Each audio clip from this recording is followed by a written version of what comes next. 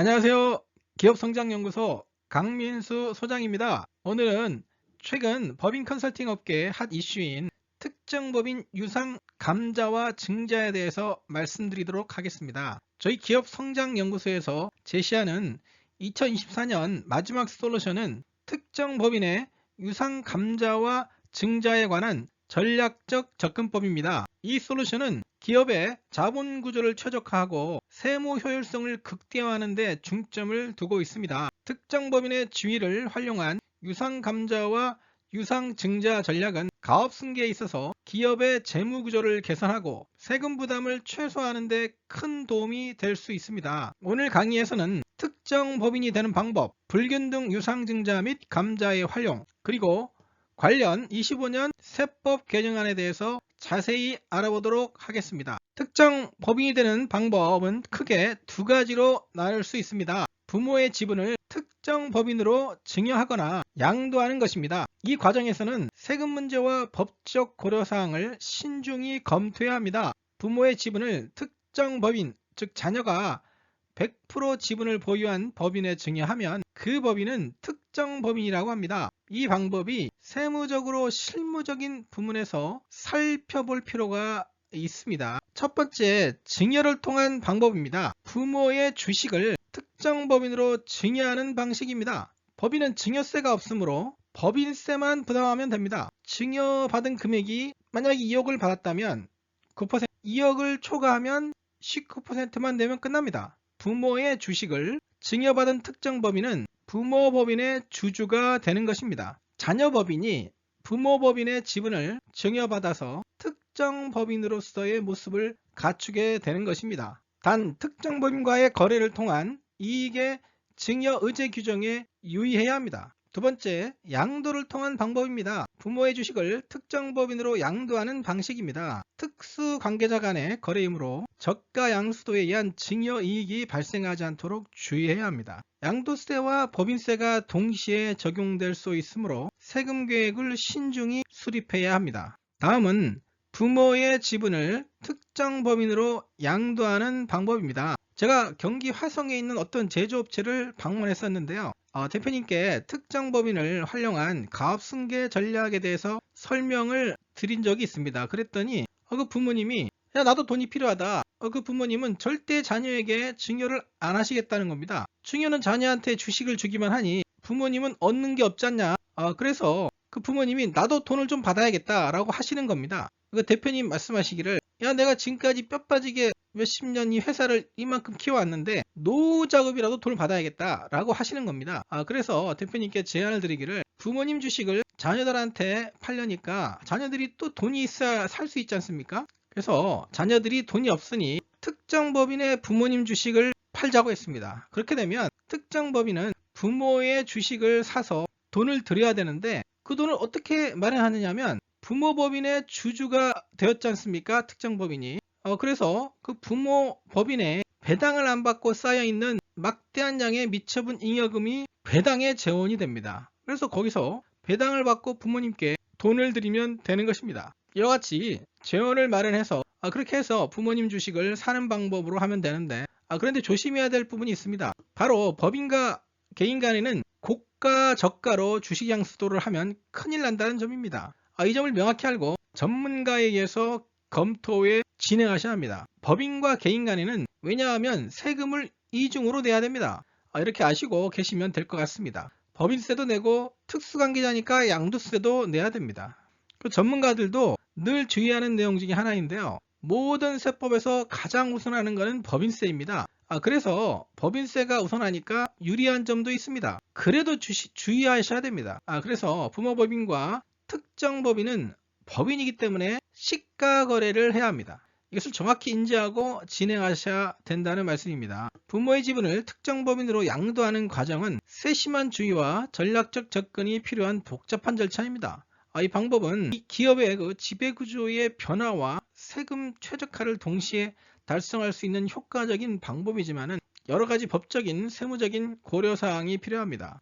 첫 번째, 공정한 가치평가입니다. 주식의 공정시장 가치를 정확히 평가해서 저가 양수도 문제를 방지합니다. 세무전문가와 전문 감정평가사의 도움을 받아서 객관적인 가치평가를 실시하는 것이 중요합니다. 두 번째, 세금 계획입니다. 양도세와 법인세가 동시에 적용될 수 있기 때문에 세무 전문가와 상의하여 최적의 세금 전략을 수립해야 합니다. 세금 부담을 최소화하면서도 법규를 준수하는 방안을 모색해야 합니다. 세 번째, 상법 절차 준수입니다. 주식 양도계약서 작성, 이사회 결의, 주주총회 승인 등 필요한 모든 법적인 절차를 철저히 준수해야 합니다. 이후 향후 발생할 수도 있는 법적 분쟁을 예방하는 데 중요합니다. 실무 진행 방법으로 특정 법인의 부모 법인의 지분을 증여한 후에 불균등 유상증자를 활용하는 방법입니다. 이 방법이 무슨 얘기냐면 일반적으로 유상증자할 때는 주주별 균등하게 하면 얼마를 해도 상관이 없습니다. 어떤 대표님이 지난번에 저한테 여쭈시더라고요. 우리 회사가 증자를 할 건데 액면가로 증자해도 됩니까? 물으시는 겁니다.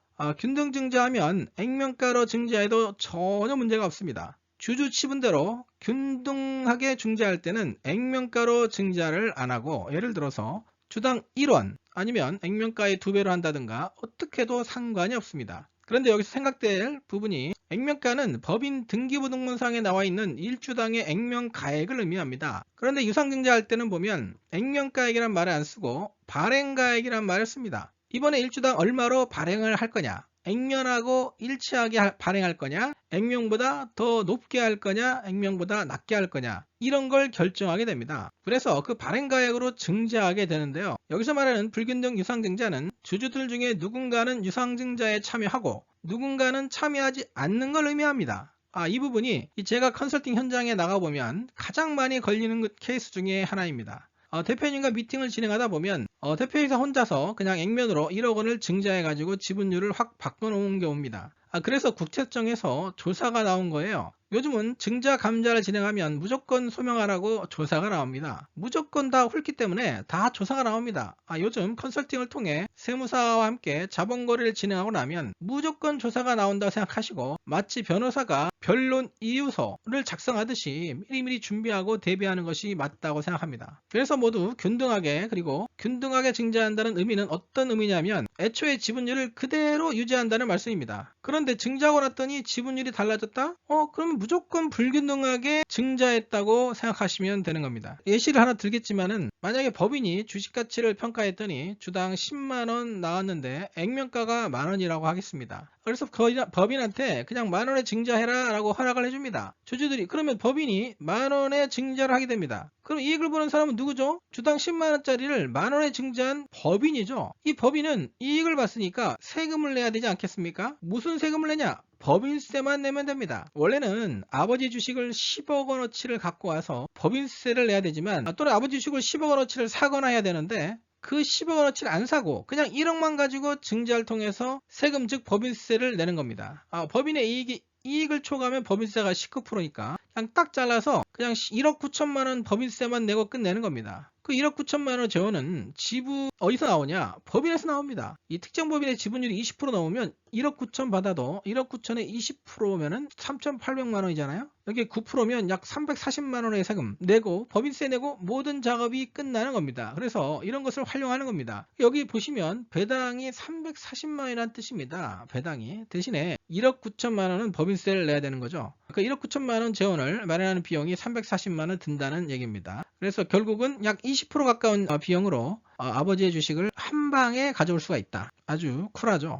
다음은 2022년 1월 25일 최근에 나온 국세청 예규를 한번 보겠습니다. 국세청 예규는 불균등 유상증자와 관련된 세무처리에 대해서 중요한 지침을 제공합니다. 특히 특정 법인이 불균등 유상증자에 참여해서 이익을 얻은 경우에 상증세법 제45조 5 규정의 적용을 여부를 받는지가 관심사입니다. 이 얘기를 보여드린 이유는 왜냐하면 항상 저희가 어떤 솔루션을 대표님께 제안하고 진행할 때 국세청 예규가 나왔나 하고 확인하는데 모든 사례에 똑같이 적용되지는 않습니다. 항상 같은 상황, 같은 사건에만 예규가 적용이 됩니다. 그래서 항상 주의하셔야 되는데 중요한 것은 결국은 특정 법인 관련 법조항이 있습니다. 상속증여세법 조항에 포괄증여 규정에 증여의제라는 규정이 있죠. 현재는 법에 열거되어 있지 않았기 때문에 과세되지 않느라는 보시면 될 것 같습니다. 그러니까 예규 내용인데 이 표에 보시면 이 내용이 뭐냐면 아버지가 95% 특정 법인이 5% 지분을 보유한 상태에서 특정 법인이 액면으로 증자를 하려고 하는 겁니다. 그렇게 되면 특정 특정 법인이 지분율을 많이 확보하게 될 거지 않습니까? 또 이 표에 나온 대로 불균등 유상증자로 인해 특정 법인이 얻은 이익에 대해서 법인세를 내야 되는데 법인에는 증여세가 없지 않습니까? 법인은 포괄주의 과세, 개인은 8가지, 2배사 근연기, 개별주의 과세죠. 보시면은 영업 관련된 수익은 영업이익, 영업과 관련이 없는 이익은 영업의 수익으로 입금 처리해서 법인세를 과세하게 됩니다. 그런데 불균등 증자로 인해서 이익을 본 주주도 증여세를 내야 되는 게 아닌가 하고 의문을 던지게 되는 겁니다. 현재 증여세 과세는 법규가 없어서 해당되지 않습니다. 자녀 주주가 증여세를 내지 않아도 법인이 20%만 내면 특정 법인이 모법인, 아버지의 회사의 주식을 다 지배하게 된다는 얘기죠. 다음은 불균등 유상 감자 활용 방법입니다. 불균등 유상 감자는 기업의 자본 구조를 조정하고 특정 주주의 지분율을 변경하는 데 사용되는 또 다른 중요한 전략입니다. 이는 기존 주주들의 지분율에 비례하지 않게 감자에 참여해서 감자 후 지분율이 변동되는 것을 의미합니다. 감자 어떻게 보면 특정 법인이 참여를 안 하겠죠. 저가로 감자하는데, 그러니까 아버지 주주만 그냥 감자를 하는 겁니다. 예를 들어서 아주 극단적으로 주식가치가 100억인 회사가 있다고 치겠습니다. 아버지의 지분이 99%라고 가정을 하고 특정 법인이 1%를 갖고 있다 가정을 하면 아버지 부의 주식가치가 99억이지 않습니까? 이 99억을 액면가 만원씩이라고 가정을 할 때 자본금이 1억이지 않습니까? 그러면 아버지 주식을 9,900만 원에 감자해 버리는 겁니다. 그러면 특정 법인이 지분 1% 가지고 100%로 바뀌게 되는 겁니다. 증액이 얼마나 생기게 되냐면 99억이 생기겠죠. 이 99억이 특정 법인의 이익으로 잡힙니다. 법인세 19%만 내면 되니까 와, 기가 차죠. 세금이 20% 미만으로 아버지의 법인을 그냥 한 방에 갖고 오게 되는 겁니다. 이 100억짜리 부모님 회사 19억 세금 내고 당장 물려줄 수 있다는 얘기입니다. 그럼 19억도 어디 있어? 어디서 가져올까요? 그 돈은 이 부모님 법인에서 배당을 받으면 됩니다. 법인세 언제 낼까요? 내년에 냅니다. 올해 내지 않습니다. 갖고 올 때 별도 추가 세금이 없습니다. 100%이기 때문입니다. 굉장히 매력적인 솔루션입니다.